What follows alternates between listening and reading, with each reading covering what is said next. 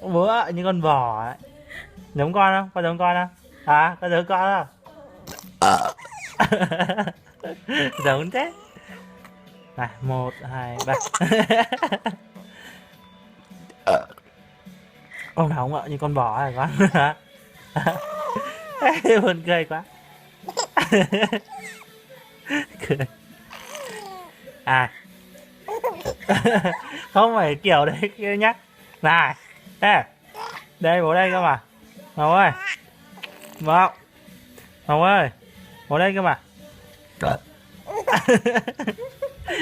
Ông nào mới giống mình thế, giống con bò thế. Giống con bò thế.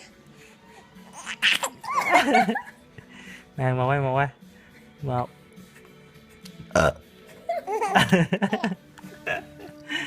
Thằng con vô duyên đấy hả? Người ta con lại cười gành gạch thế à?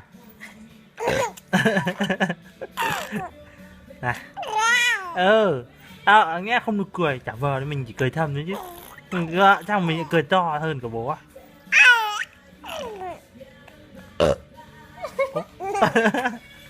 Thôi nhá, cười nhiều mẹ không ạ? Đây mà, bố đây mà. Này. Lật cái đây. Đây.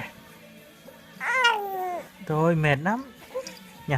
Này này này này. Này bố ạ này. Này. 1, 2, 3. 1, 2, 3. Tiếng gì đấy? Tiếng gì đấy? Tiếng gì mà cạn thế? Tiếng con bò đấy. Thôi nhá. Nghỉ thôi, nghỉ mệt thôi, mệt lắm. Mệt lắm. Không chơi nữa. Nếu khó. Thôi không chơi nữa.